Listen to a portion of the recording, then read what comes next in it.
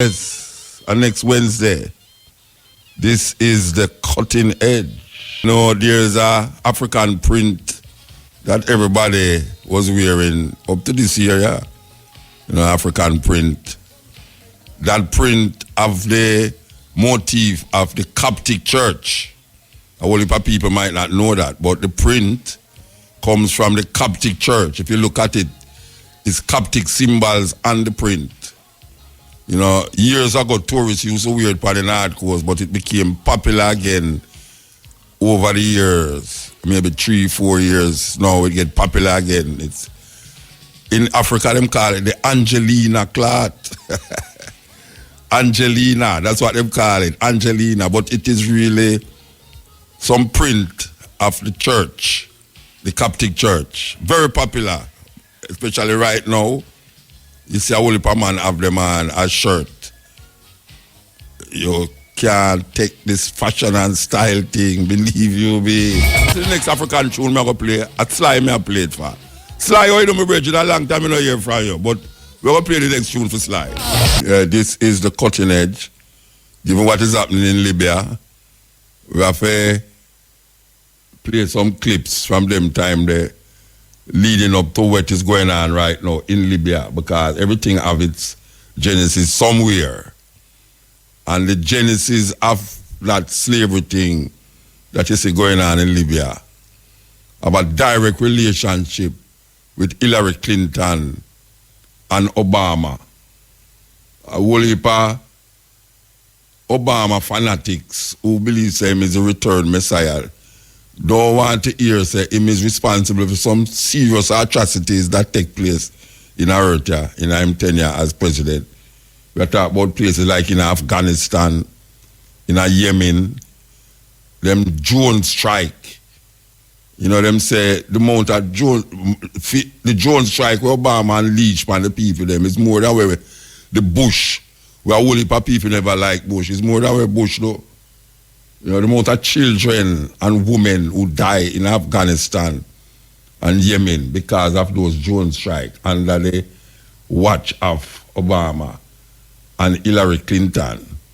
Yet still, the half has never been told. Yeah, the half has never been told.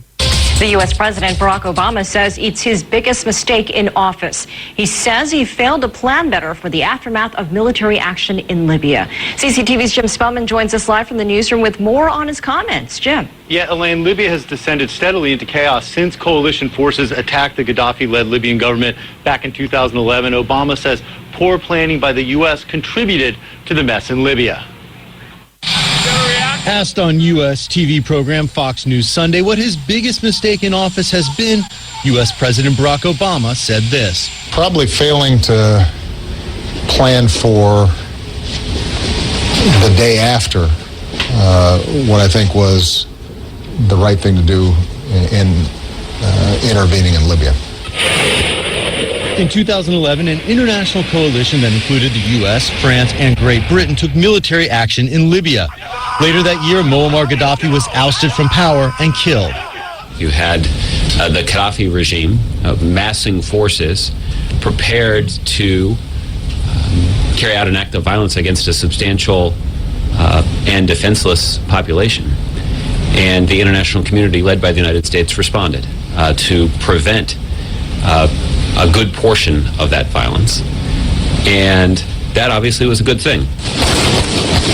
But Libya soon descended into chaos. Rival governments formed and jockeyed for power. Find a way to sell it, and that would generate money to allow them to even form a quasi-state of the sort we see in Syria and Iraq. The international community has struggled to bring order to the troubled country, even as Obama seems to admit the U.S. was at fault for poor planning in Libya. His administration seems more than willing to share the blame. The rest of the international community did not have time and did not succeed in following through with a plan to compensate for the vacuum that was left behind. Referring to the international community there in the past, Obama has been critical of the UK's David Cameron Francois Hollande of France for their part in not planning for a more stable Libya. Elaine?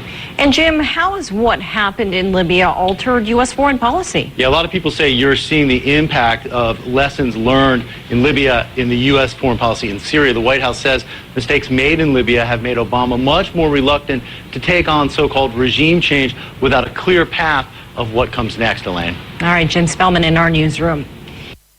Yes, so you see, we're taking you back to the genesis of what is taking place in Libya now and who is the cause of that.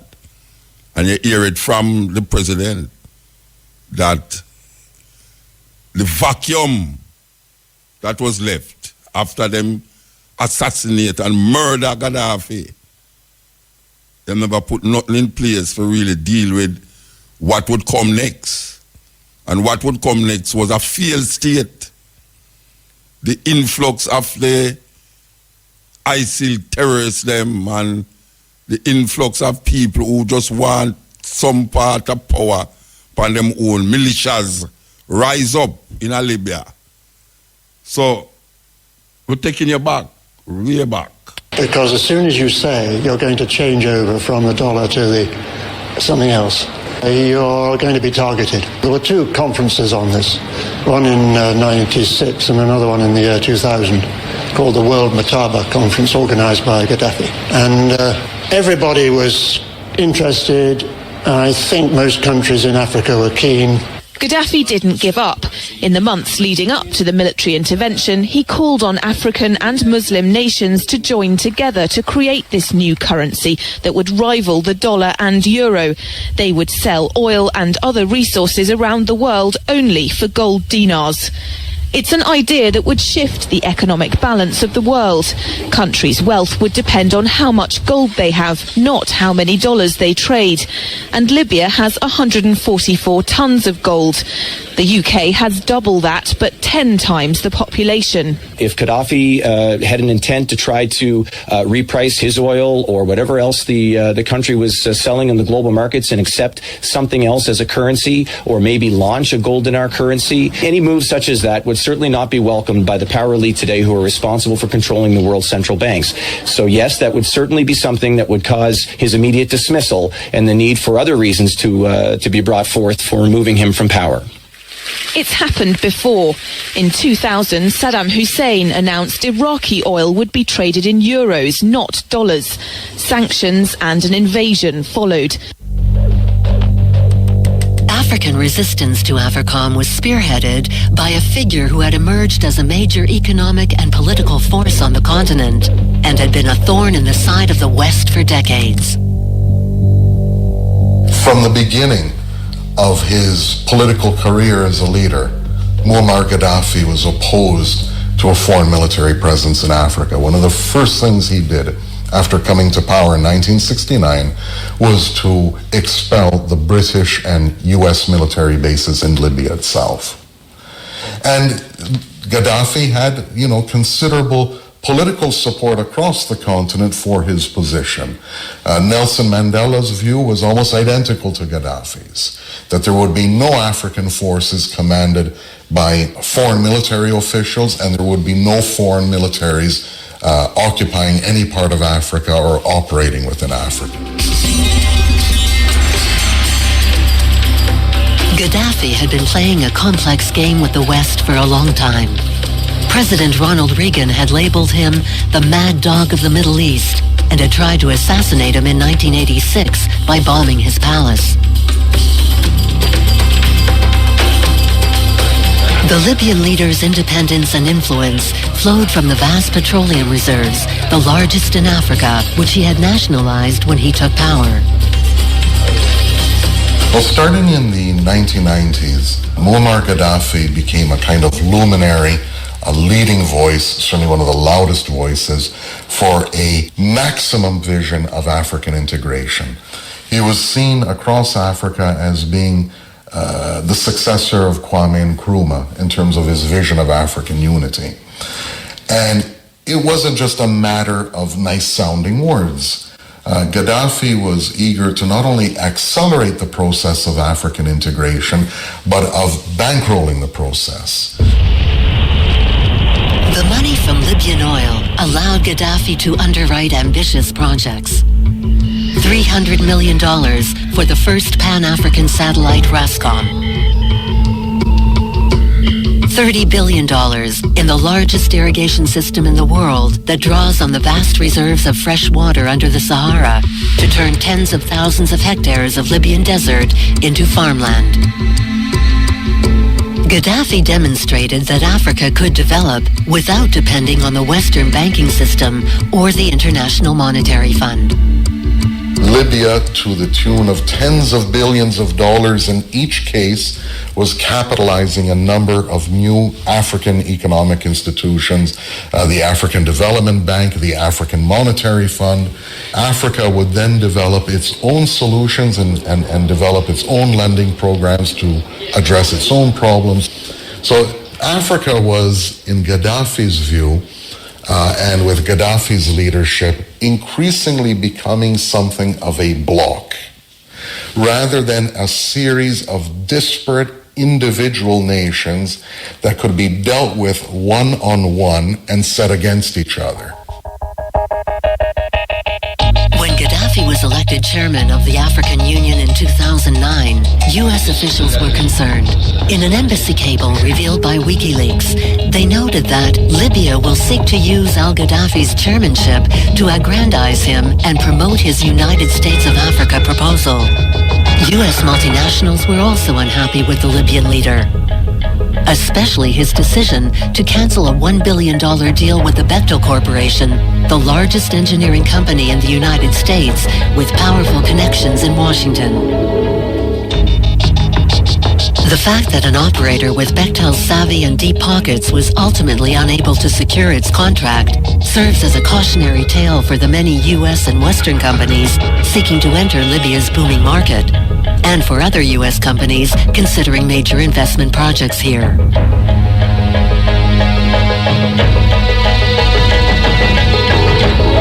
Gaddafi also antagonized France. After being courted by President Nicolas Sarkozy, the Libyan leader canceled major arms deals. On oublie à quel point Sarkozy avait déroulé le tapis rouge à colonel Kadhafi en décembre 2007 et le colonel Kadhafi, en échange, lui avait promis 14 milliards de dollars de contrats. Il y avait une shopping list absolument incroyable. Et finalement, Kadhafi a ridiculisé Nicolas Sarkozy parce qu'il n'y a rien eu du tout ou très très peu de choses par rapport à ce qui avait été promis.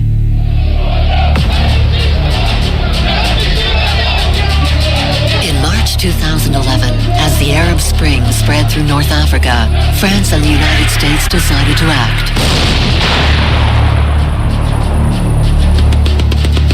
The United Nations Security Council gave its approval. Protecting human rights provided the justification. Nos forces aériennes s'opposeront à toute agression des avions du colonel Kadhafi contre la population de Benghazi.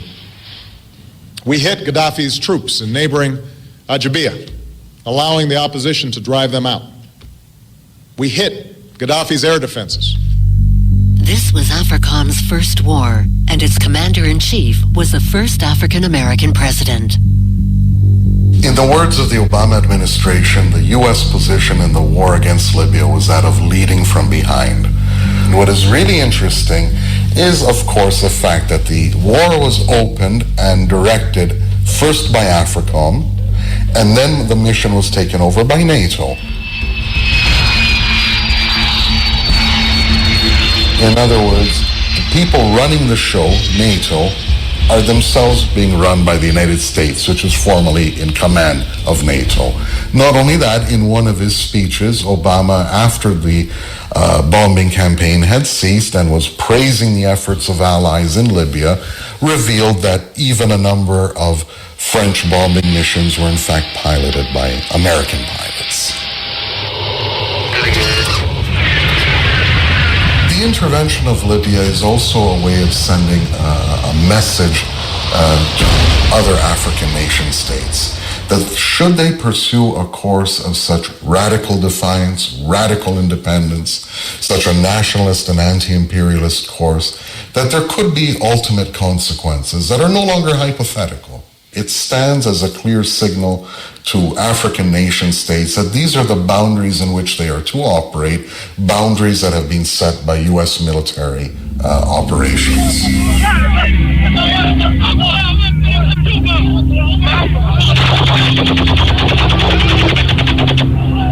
Gaddafi is gone. So a major obstacle in the way of American military penetration of Africa has in fact been removed. We came, we saw, he died.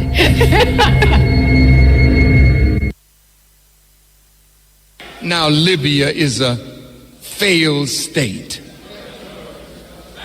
All the refugees fleeing out of Syria, fleeing out of Libya, fleeing out of North Africa is because of policies of the government of the United States of America and her specifically. Now, when they release all those emails that they haven't released yet? Yes. So we're kind of going back in time to show you where it started, this atrocity that is taking place in Libya right now, of its genesis right there in America, and what the policy of America was against Gaddafi. You know, when we listen to the Western press, we easily get brainwashed into believing, say, the African leader, them, is some evil people. Anybody where is not with America is supposed to be evil. And last week we mentioned a whole heap of them. You know, starting right down in our little corner with Castro. I grew up for believe that Castro is the devil. I grew up for feel say Gaddafi is some evil person. I mean, like really evil. Idi Amin. I mean, we grew up for years say Idi Amin all eat people. I tell you.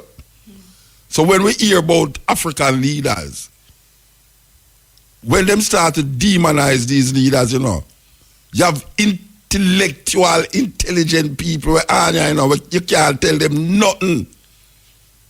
Nothing at all about Mugabe. Nothing at all about Idi Amin. Nothing at all about Gaddafi. When them start to tell you about what Gaddafi, this is what Gaddafi does, yet still, Gaddafi country. It's a country where people don't pay a light bill. It's a country where, I mean, have the most PhD. I mean, the things them where Gaddafi do, would have never heard it if we never did that dig deep and that dig deep. And now we see, listen to them news here. Them news here, you get them on none of the big radio stations them in Jamaica because them are, for sure, them are follow the trend. Them are follow where CNN and where BBC tell you about African leaders continuously. It's a wicked set of people, them. Them wicked, man. When them ready to paint Africa. You know, you that thing say, Europe are heaven, Africa hell, with all those vicious leaders. Vicious leaders. And most of the civil war where we see take place in Africa, you know, it's them coming out of Africa, come disturb up the place. The French especially. The French people especially coming out of the place, come turn it round and twist it round and start a whole heap of things inside of the country them. And then ease back like one of them cause it. And watch Africans that kill Africans. Just like how the people them out just always gobble and sup up the newscast them and then start to feel say, boy, right now, what a terrible place that is. Terrible, terrible. They cannot be trusted. They cannot be trusted. Especially the news media them cannot be trusted. The mainstream new media cannot be trusted.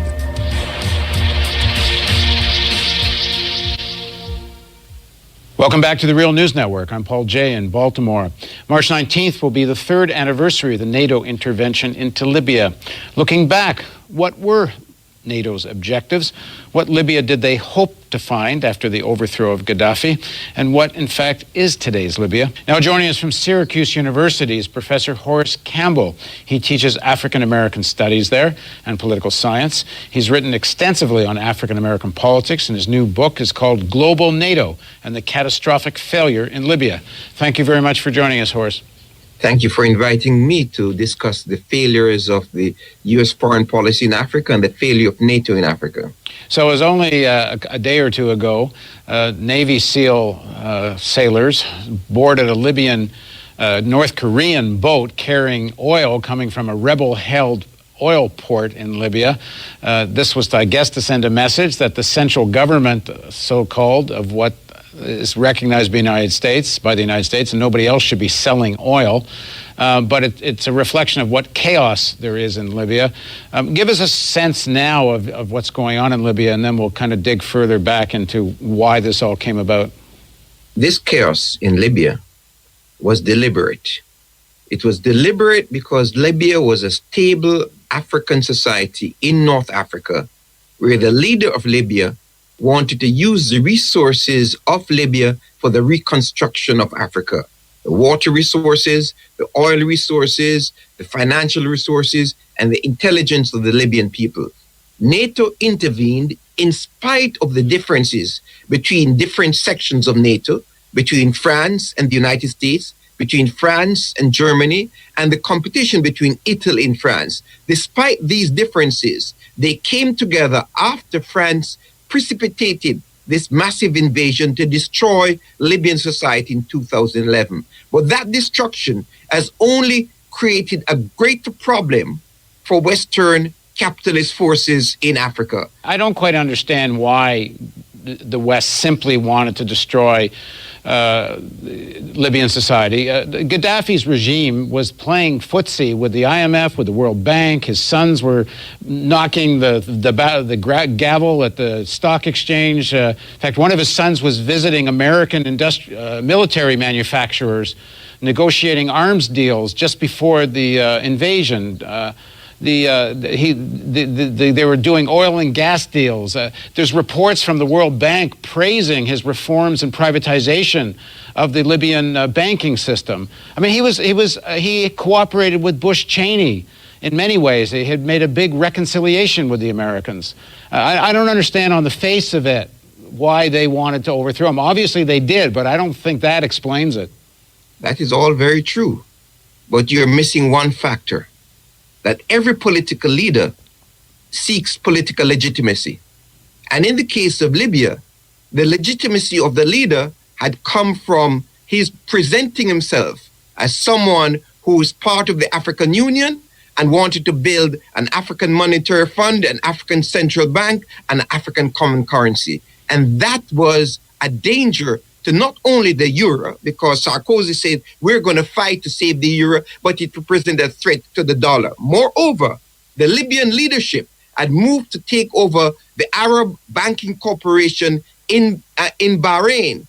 And the Libyan leadership had over $200 billion in foreign reserves. So yes, you're correct. They were playing footsie with the West, but that same leadership was also capable of nationalist pressures inside of Libya and inside of Africa, so they could have nationalized oil companies in the midst of this global capitalist crisis. And the West did not want any surprises where Libya would want to call on Africans to turn away from the dollar as a reserve currency and to use African resources such as gold as a new currency for all of Africa. But Horace, what evidence is there that they were really concerned about this? I know Gaddafi talked about it, but he himself was up to the eyeballs in the World Bank. And, rhetoric is one thing, but the reality of the Libyan economy, it was becoming totally assimilated into global capitalism. It seems to me more that there was a problem is that he was also playing footsie with the Russians. And there was more that he was caught in these inter-imperialist contradictions. I mean, you can't tell me Libya had the power to change the currency of Africa. They did, because Libya have $200 billion in reserves. And if Libya got 5 or 6 other African countries with massive reserves to create a common currency for Africa, which is one of the mandates of the African Union that's a threat to Western Europe and North America. Moreover, the Chinese had become the dominant force in infrastructure development within Libya. There were over 36,000 Chinese involved in railway, road, water, agricultural, and other forms. So there's no question that Libya had the financial wherewithal to determine their own independence. And I think one of the things that the media is missing, even those who call themselves the left, is the role that the Goldman Sachs and their dalliance trying to use the resources of Libya to shore up the derivatives market, and the fact that they were so involved in Libya prior to the intervention. Yeah, well, we'll talk a bit about that. Why was Gaddafi so involved with Goldman Sachs? Well, that is the point. The point was that Gaddafi wanted to please the Western forces. Gaddafi's son had studied in the London School of Economics. Gaddafi had been open to talking to this group from Boston that was going there, and all of these forces were trying to ingratiate themselves with Gaddafi so that Gaddafi would completely be in the pockets of the West. But he was unpredictable. And that was the problem between them and Gaddafi. Yeah, I agree with that part. He was unpredictable, but he was very much playing ball. He was very close to the new rising Rothschild. He was playing ball with the commodity brokers. I mean, he's using the Libyan Sovereign Wealth Fund like a private investment thing, just to, really playing with every speculator in Europe and America. But I agree with you. He was unpredictable, and he was playing ball too much with the Chinese and with the Russians, and he wasn't becoming a reliable ally in Northern Africa. That, I think, that much is for sure. But there was a lot of differences in the West about what should be done and what the objectives were. The differences in the West stems from the fact that there's a rivalry between the European Union and the United States over the reserve currency. The entire Western world is in the midst of a global capitalist crisis since 2007, 2008, and it's imperative that they use the military to keep forces in Africa, Asia, Latin America, and Europe in line behind the dollar as the currency of world trade. So in the case of Libya, Libya had the wherewithal to be playing around with the Europeans, playing around with the Chinese, and playing around with the United States of America. But Horace, the Chinese have, first of all, they own several trillion US dollars, and I think they've made it very clear, for at least for this historical period, they are not going to challenge the U.S. dollar as a reserve currency. Far from it. They rely on the Americans to manage this whole global system. They rely on the United States to manage the global system, but no country in the world is happy with the United States devaluing the dollar by printing dollars, what they call quantitative easing. Yeah, this is true.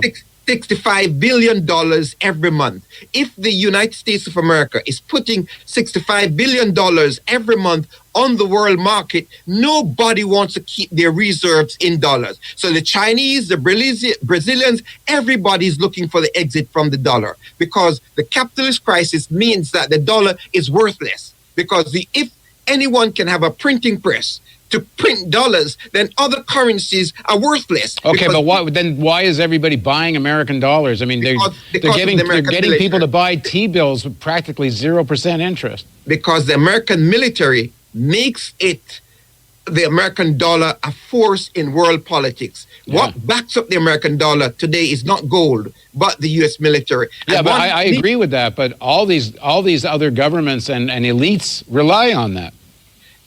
The elites in Latin America and Africa are seeking ways to exit this. In Latin America, Venezuela, Cuba, Ecuador, and all these countries are seeking an exit from the dollar. They're trying to create a common currency in Latin America. In the ASEAN countries, they've created alternatives in Malaysia, Singapore, Thailand. They've created alternatives. The reality for the world is we're living in a dangerous moment because of this capitalist crisis, where the United States military is shoring up the printing of dollars, and this condition in the world where the United States have unlimited access to the resources of the world. And you think this is what triggered the Libyan intervention? It is one of the factors in the Libyan intervention. Initially, the United States government was hesitant because this was a plot by the French to go into Libya. And at the outset, the Secretary of Defense, Robert Gates, and Mullins said before Congress, do you have evidence that Libya was about to destroy their people? And the military in the United States, the United States Africa Command, was initially opposed to going into Libya. But the pressures of Goldman Sachs, along with those people called the humanitarian hawks, Samantha Powers, Susan Rice, and Hillary Clinton, pushed through the American public and the media to go along with France and Britain for the destruction of Libya in 2011. And the people of Africa are still living with this destruction, where over 50,000 people in Africa have been killed, 40,000 people, black skin from Tawerga, have been thrown out of where they live. And so we have to see that initially the United States military was opposed, but later on the media, along with Clinton, Rice, and Powers, were able to build up the psychological warfare and propaganda within this society against the United States people to portray Gaddafi as this terrible leader, when, as you said, he was in league with the Western banking and financial institutions. This is the Cutting Edge. Time for Pat Clark. Welcome to Jamaican Roots and Culture. I'm Pat Clark. We hear a lot of talk about the Christmas spirit. In Jamaica, there's another kind of spirit that is used extensively at this time of the year. Although the exact origin of the word rum is not known, it is commonly believed to come from the English word rumbullion, which means great pandemonium. It is important to note that the Latin for sugar is saccharum, another possibility for the word's origin. For a time, the drink was also known as Kill Devil, and it was used to trade with the young American colonies for salted fish, pork, beef, timber, and livestock. As processing techniques improved, rum became more palatable and popular. Barbados's Mount Gay Distilleries Limited claims the title of the world's oldest rum producer, citing processing equipment on the site of their present offices that dates back to 1703. Appleton, Jamaica, dating back to 1749, is therefore the second oldest. In 1893, close to 90% of the 31,555 acres under sugarcane cultivation in Jamaica belonged to sugar estates that operated their own mills and distilleries. At the time, there were some 148 distilleries located throughout Jamaica. By 1948, there were only 25. Since then, the number of distilleries has dropped even further to 5. Yet with improvements in technology, the quantity of rum produced has grown. Jamaica currently produces the widest varieties of rum in the world. In fact, the island has the capacity to produce up to 50 million liters of rum annually. Jamaican rums are presently sold in over 70 countries around the world. The Jamaican Excise Duty Law of 1941 defines rum as spirits distilled solely from sugarcane juice, sugarcane molasses, or the refuse of the sugarcane at a strength not exceeding 150% proof spirit. To make rum, molasses, the thick syrup resulting from sugarcane juice crystallized by boiling, is allowed to ferment. The resultant wash has approximately 6% alcohol, which after distillation produces rum as a sharp-tasting, clear, colorless liquid with about 80% alcohol. White rum, popular on the local market, is basically this product diluted to 40% alcohol. Golden rums come from the aging of the clear liquid in oaken casks and the absorption of the color from the oak. The darker, heavier Jamaican rums come from combinations of molasses and skimmings from the sugar boiling vats stored in oaken casks. The fermentation of other substances in the molasses can enhance a rum's flavor and aroma. Jamaican and other full-bodied rums are matured in large casks called puncheons and distilled between 140 degrees and 160 degrees proof in pot stills, a practice that dates back to the 17th century. Today, the more modern light column stills are used. Full-bodied rums rely on natural or what is called wild fermentation rather than the cultured yeast inoculation used in light-bodied rums. The rum industry's development can be traced back to 1825 when a wheelwright living in St. Anne opened a tavern in a residential area of the bustling seaport and commercial center of Kingston. His name was John Ray. Aware that Kingston was home to one of the most renowned theatres in the world, the Theatre Royal, which since the 1770s had played host to countless English touring companies who made their first calls in Kingston en route to Boston and New York, Ray built his tavern right next door. It was appropriately called the Shakespeare Tavern. The area known then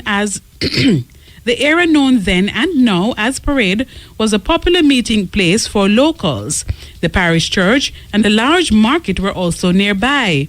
By 1860, Ray had become a successful rum merchant and had brought his 22-year-old nephew, Charles James Ward, into the business. By 1862, he had made Ward his partner, and the business was known from then on as J. Ray and Nephew. Soon after, Ray retired, and in 1870 when he died, Ward assumed full control of the business, headquartered at the Shakespeare Tavern. Charles James Ward was a gifted entrepreneur, and his tenure marked a period of dynamic growth for J. Ray and Nephew. Ward transformed his heritage, a tavern and liquor dealing concern, into one of Jamaica's largest commercial enterprises that enjoyed local and international acclaim. And now, to end Jamaican roots and culture, here's our famous quotation from the black diaspora. The black man who wants to turn his race white is as miserable as he who preaches hatred for the whites. The words of Franz Fanon. For Jamaican Roots and Culture, I'm Pat Clark. Now you know.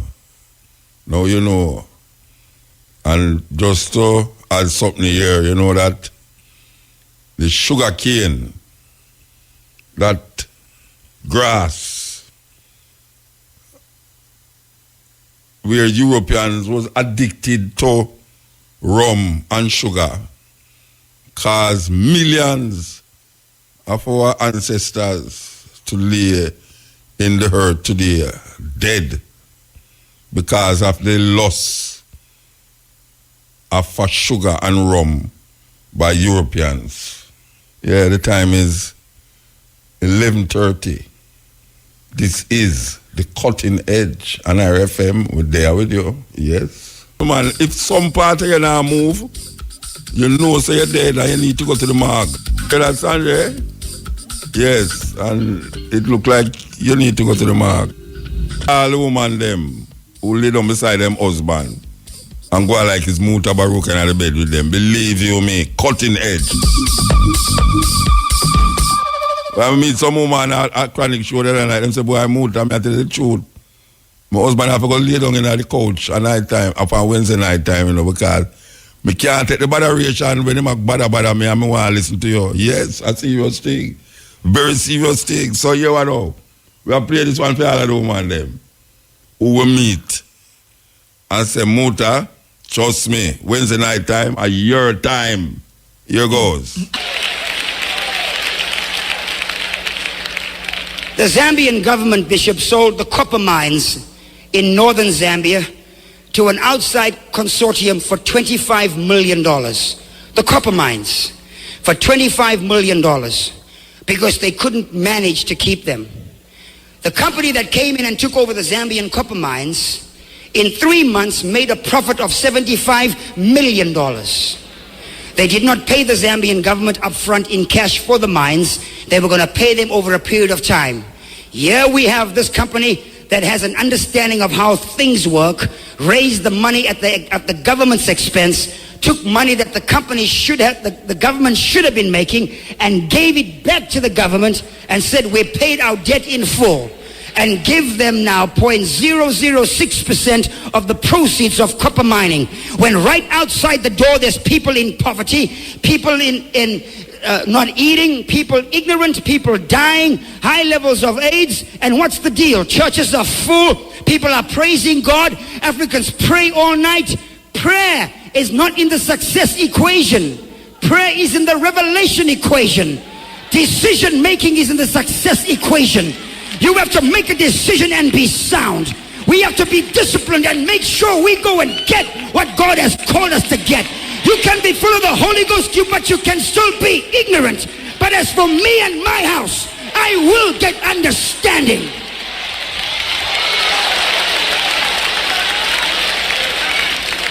I will get understanding. I will get understanding. It's time now for us to rise up and be counted. This year, the country of Ghana turns 50. Ghana was born the same year we were born, in 1957. Ghana and South Korea had their independence dates on the same day, the same year. But look where South Korea is.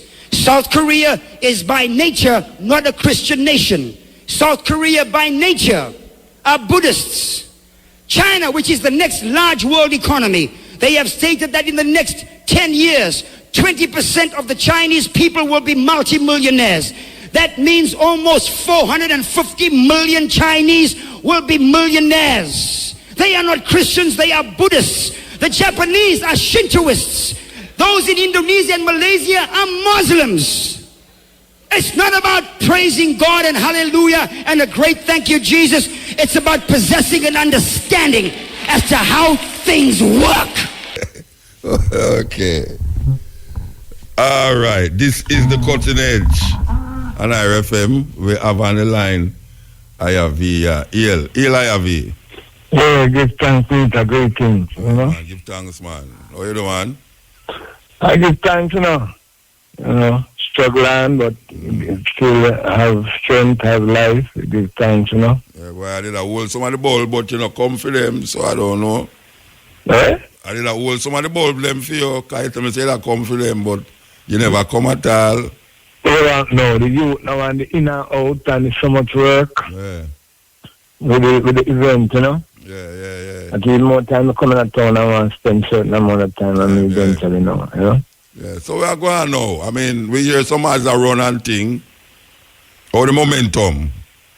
Well, I give thanks for what it is, you know. Getting good feedback and, responses from people. So, we just have to look and hope that it come out to be, well, we really love it to be in terms of attendance, which I envisage it will.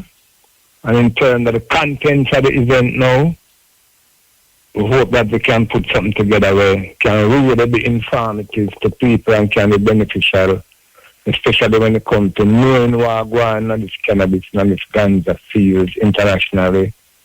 The standard, how people need to grow, what people need to grow for market and everything, Yeah. Hope that the event can be really informative to the people. I don't know if I talked to you about this already, but I noticed say the Minister of Health, Tufton there, and him have a bridging where I can't remember the man's name, It seems as if them really Della here? Eh?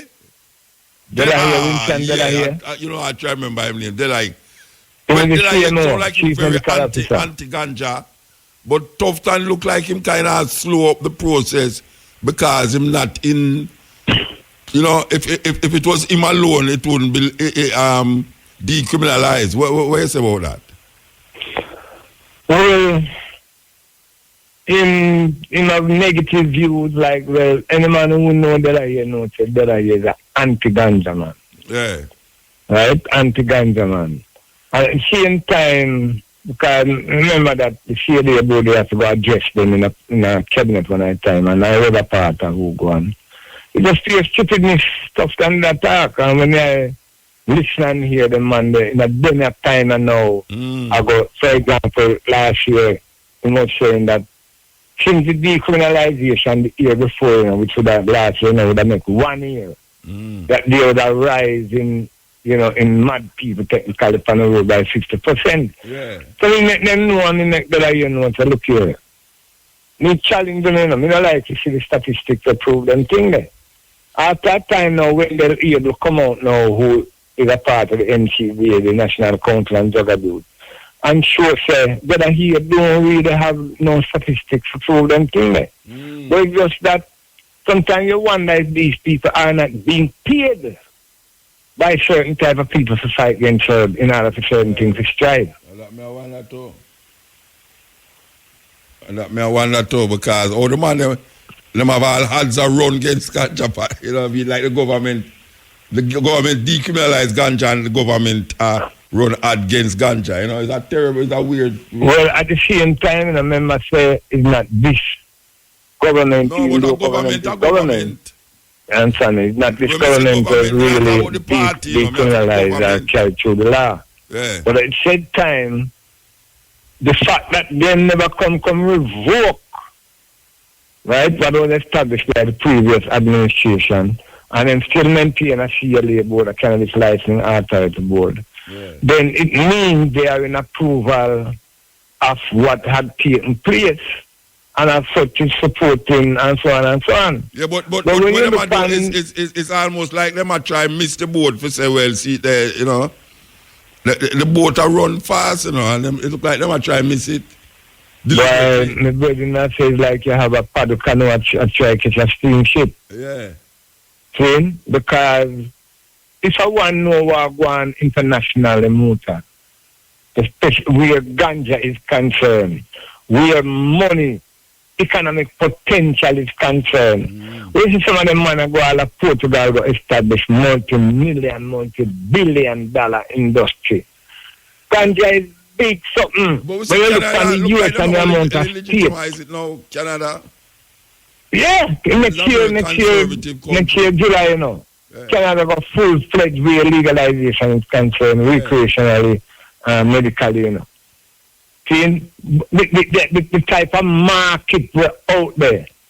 Then it coming like a man with a plant a ton of cherry tree, but I tell you, look here, you must plant one. I don't want to see you plant one, but at the same time, you're going to see him back at the yard.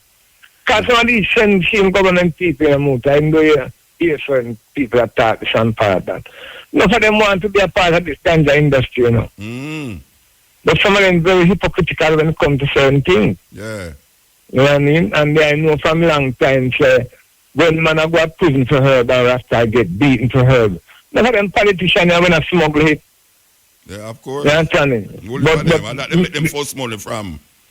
Yeah. Them first money come from ganja. So, towards hypocrisy out there, as people, we need to identify the hypocrisy and it's out there and shit. Make them know so we're not blind. And we're not deaf and we're not idiots. You know what I mean? All right, so remind the people that we're going to go on here so now, next week. And next week, right? Next week. Yeah, Muta gives thanks. Next week, 15th to the 17th, which is Friday, Saturday, and Sunday, and the annual Rastafari Root Fest. What is planned basically is the usual seminar, the educational part of it, where people come and this year we have some good people. We always have good people, but this year we have people like Anthony Hall, who is a neurosurgeon from Florida, a Rastaman. We have a next dreadlocks youth from Oakland, from Berkeley, California, who work with people named Reggie Gardina, J-U-D-I, anybody can look him up. There are people from like Yasmin Ran, Nation from Harvard as usual with the year. So we have a good, Oxford University will teach you and we do workshop from seed to field. Basically in terms of business, law, medicine. This is different aspect. You know, a ganja as it exists out there, how people are benefiting from it different way. Not only medically, but monetarily, and what the law is for the international scene. So, you know, we hope it, we know it will be educational, you know, informative, where people can come and learn a lot. Also, where the entertainment part of it is concerned, you know, we have people like Admiral Tibet, Diamond, Paddy Diamond, we have Bushman, we have Jamaican, we have Natisha Stream, and they're good to know that data, but the men are together this week, Sunday, I don't have Mobile. Yes, Natisha, she have a strong voice last time. Sing, man. You know, she did. And so she will be there. You know, they Saturday night. We have Rock Top Band. We have Lila Ike. We have Mishimi from out of Canada. We have Ibamar, Kabaka Pyramid, Capleton. The Sunday now, Muta, we're dedicating it to Peace Tash, being who in is and why needs to stand up for her and the type of persecution. The thing them when you for singing and music, they hear medicine come, medical people are coming dance and thing they know, you know? So we have in Grandson, J. Tash, who will be one of our key performers. We have in that and the Tash, who will be coming down along with other members of the family. Someone ask if the food them done, the boot them done, how much to them?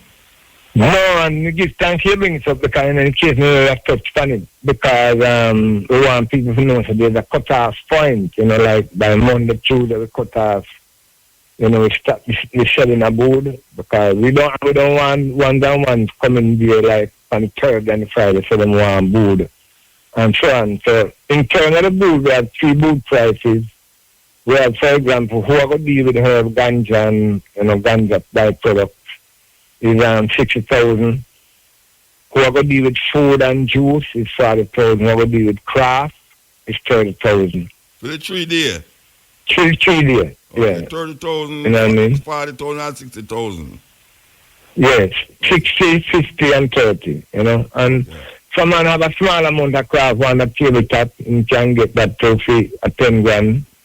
But basically in terms of board, that's where the board is 30, 40 and 60, you know. Suppose you bring your own tent. Eh? Suppose you bring your own tent.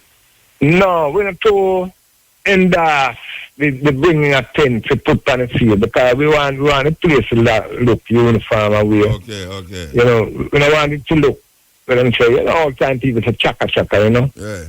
But I mean, if I want to bring them tent now to stay upon the beach, now that's a different thing, you know, because we still have camping available and bathroom facilities, shower and everything right so, you know.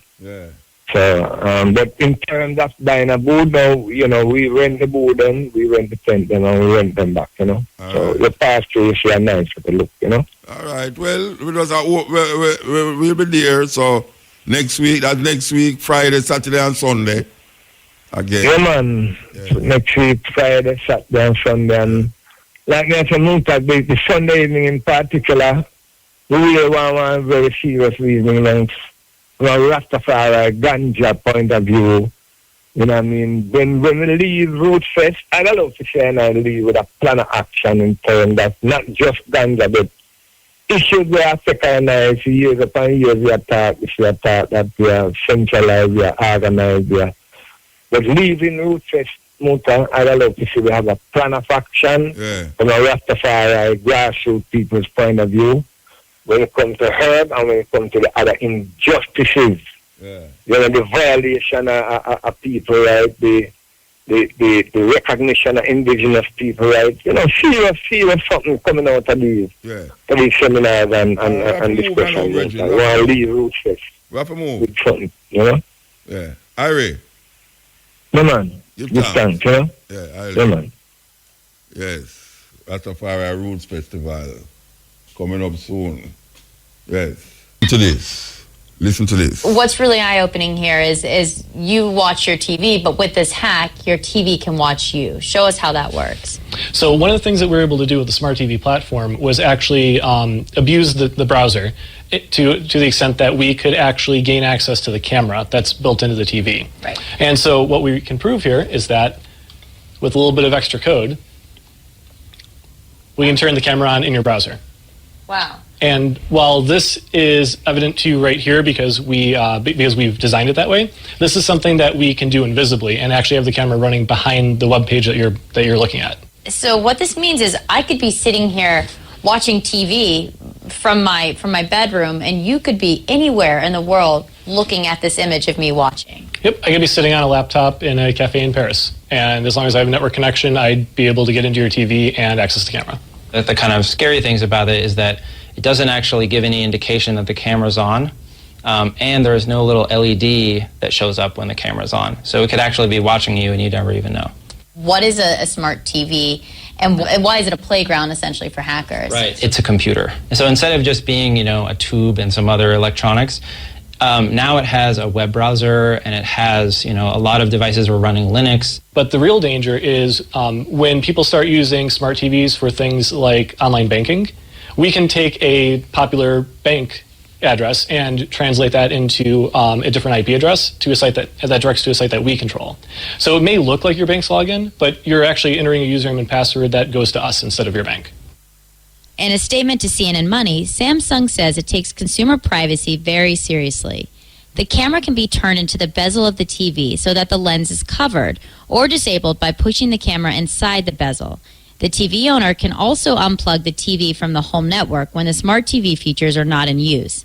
As an added precaution, we also recommend that customers use encrypted wireless access points when using connected devices.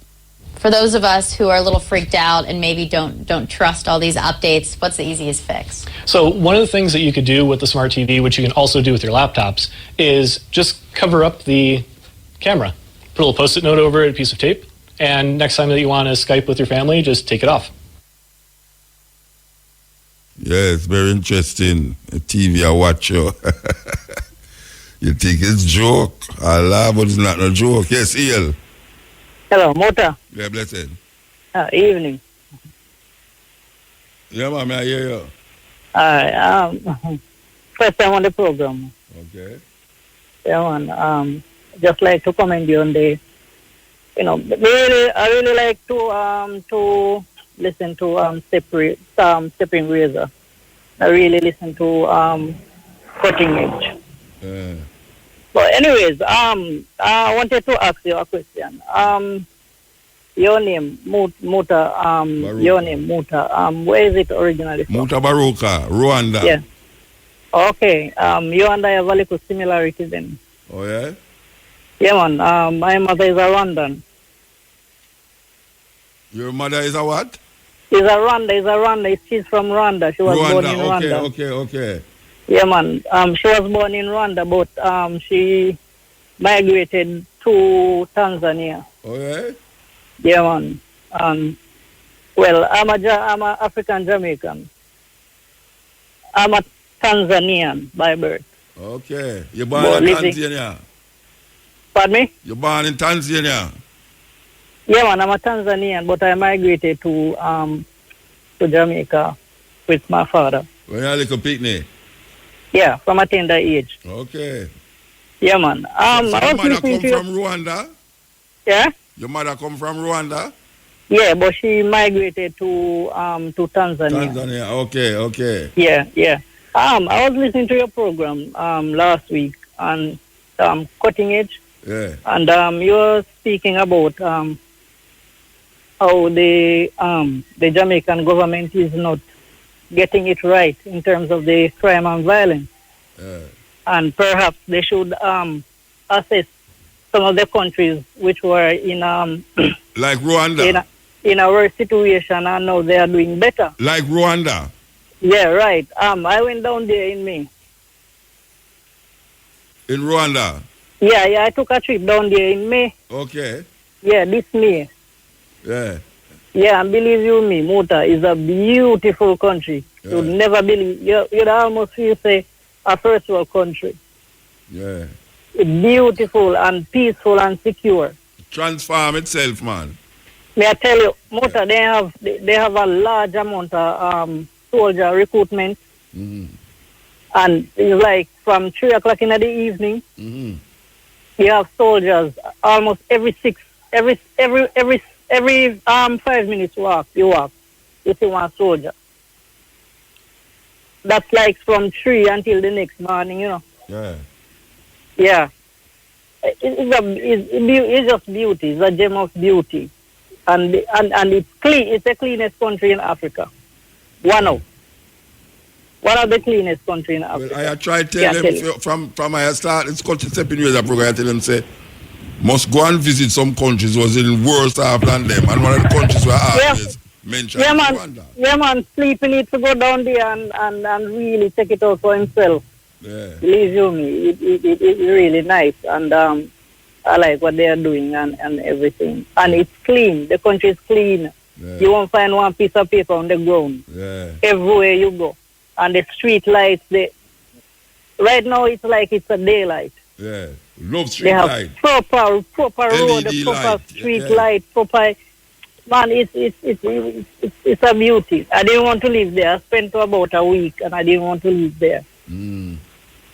Yeah, man. But, you know. Yeah, man. Give thanks. Yeah, man. But it all boils down, you know, to the minds of the people, you know. Yeah. Motor.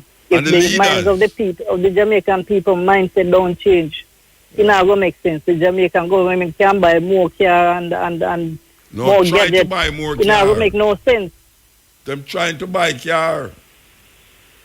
Yeah, but it not gonna make no sense. If the mind of people not change, it not gonna make no sense. One of the reasons why random people, you know, made up their mind, you know. Of course. Made up their mind to transform the country. You know.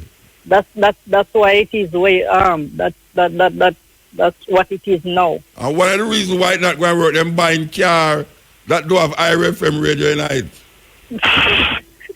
All that too. All that too. The policeman they can't sit down at night time and listen to Mutabaruka. Them police car them buy that don't have no IRFM in it. Joke how can you have a police car with no IRFM? That's true. I was telling my friend, you know, you know, me just show them at the clip of how the road stay down there. Them can't believe it's Africa, don't they? Them can't believe it's Africa. Them must US me stop and then. Yeah, man, I show some people, Cape Town, man, and Johannesburg, man, and people are one left for New York. Last Angeles, me I show them. Right. Right, but no, that like for me to one of them there still, you know? Yeah, all right, sir. Yeah. All right. Keep up the good. Yeah, man, always have listen to your program, especially Stepping Razor. Yes, I give thanks. Never miss. Yes, the Virgin say him have Rwandan blood in him. Eh? Yes. She said she have, sorry. have Rwandan blood in him, believe you me. Okay, listen to this. Tyler Perry gives us the analogy of 3 types of people. The first type he talks about is leaf people, the second, branch people, and the third, root people. According to Mr. Perry, some people come into your life and they are like leaves on a tree. They are only there for a season. You can't depend on them or count on them because they are weak and only there to give you shade. Like leaves, they are there to take what they need. And as soon as it gets cold or a wind blows in your life, they're gone. You can't be angry at them. It's just who they are. The second type of people, branch people. There are some people who come into your life and they're like branches on a tree. They are stronger than leaves, but you have to be careful with them. They will stick around through most season, but if you go through a storm or 2 in your life, it's possible that you can lose them. Most times, they break away when it's tough. Although they are stronger than leaves, you have to test them out before you run out there and put all your weight on them. In most cases, they can't handle too much weight. But again, you can't be mad with them. It's just who they are. The final type of people are root people.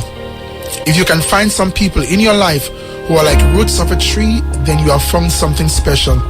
Like roots of a tree, they are hard to find because they are not trying to be seen. Their only job is to hold you up and help you live a strong and healthy life. If you thrive, they're happy for you. They're still low-key and don't let the world know that they are there. And if you go for an awful storm, they will hold you up. Their job is to hold you up, come what may, to nourish you, feed you and water you. Just like a tree has many limbs and many leaves, there are few roots. Look at your own life. How many leaves, branches and roots do you have? And what are you in other people's lives?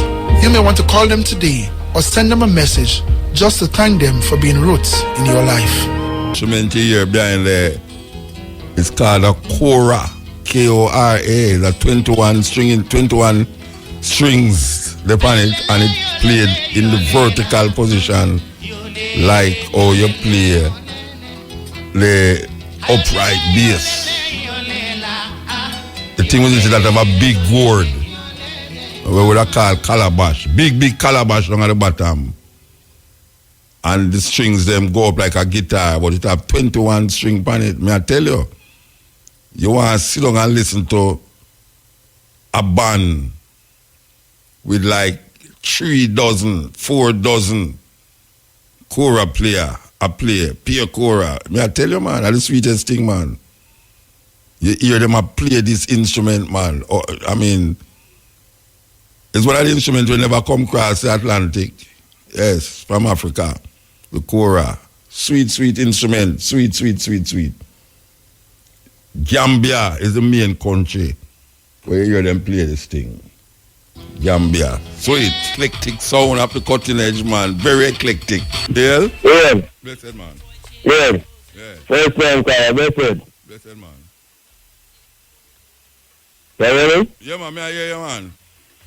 Oh, yeah. First time, Kyle. Ganja. Okay. Well, big up the virgin, you know, I listen to you, know, I listen to family in the United States, too. Okay, well. He really inspired me for Kyle, you know? Okay, what's name? They are listening to the thing, eh? What's name? Live up. Okay. Yeah, live up, yeah. Give me 2 questions for ask you, know. Big up Duke, too, because although I listen to it right now, I listen back tomorrow again for Duke, you know, so you treat me down, you know? Yeah. Yeah, man. So, well, yes, I'm going to 2 questions for ask you, did for reminder, more to remind him for reminder. He say, the Kid House Part 2.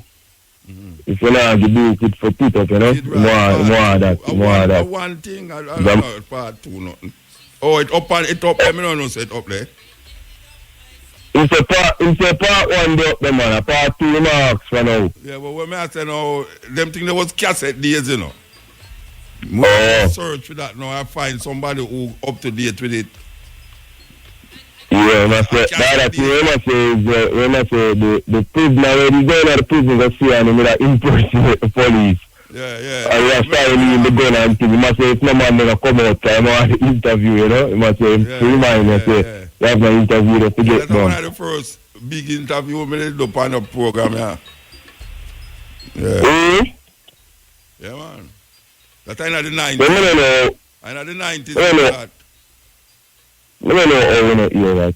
Yeah, man, we go by all means to get our number for call, because we love the knowledge and why we know say, the way good, you make the eye, myself, I talk myself, and I can talk to my friend too. We love we hear, and it comes from Mutabaruka, you know? Alright, we love we hear.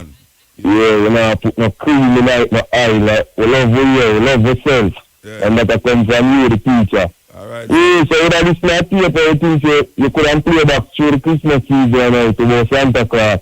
You want to play back again. Alright, sir, yes, definitely. Yeah, big one to play back in the season. Yeah, man, I big up all the time, you know? Yeah, man, give time. I will listen to this morning from Duke again, your voice, I said, yeah, this time, to go by all means for listening, because I'm band doing link to listening time, I don't know where them get it, but they have it from here, I will find it. Yeah. Night upon night to skate for get it, you know? Alright. You can listen it live and still come back from Duke. Repeat that already still, but yeah. Yeah, man, give time. Give up, man. I did. Give thanks. You know, so it's in a hotel room. In a Spain record that tune there. I think I did tell Matrix last week. In a hotel room in a Spain record that tune there. Trust me. Okay. Wait, by the way, I have to remind the people them, you know. We're back at West Street again this Sunday, you know. Yes. 5 are young. We will be there this Sunday. And you know, so when we are playing down there, so 50s, 60s, 70s, 80s, 90s, from Mentoskia, reggae, rocksteady, soul, funky, disco, everything. And that's that. We're not partial. Music, we play music from it, really elevate. We play it and make it dance fully. Yes, so we will be back there. A long time, about 2 years now, we take a stop. Maybe, yeah, about 2 years we take a stop. 5 are young. This Sunday, we will be there again. That is down at West Street, right now the heart of Kingston. Here goes. Listen to this. On Monday, a 709 carat diamond sold for $6.5 million at an auction in New York City hosted by Rappaport Group, a diamond trade and auction house. The buyer was Lawrence Graff of Gruff Diamonds, a top buyer of precious stones. Officials say he knowingly overbid for what has been called the peace diamond because of the symbolism behind the stone. It was found by villagers in Cariado earlier this year. The village has no electricity, running water, school, or a hospital. Listen to you hear that? This is a place in Sierra Leone. Remember, them do a movie named Blood Diamond. This is a diamond-rich country, you know. And a diamond where a man bid for $6.5 million US was found in a place where there's no electricity, no running water, school, or a hospital. Instead of selling the diamond on the black market or smuggling it out of the country, the villagers decided to turn it over to the government. The government then put it up for a public auction and said the majority of proceeds will go to social services in villages ravaged by war. So we're going to see what happened there. So the people them turn over the diamond to the government, and the government is now promising them social services in villages ravaged by war.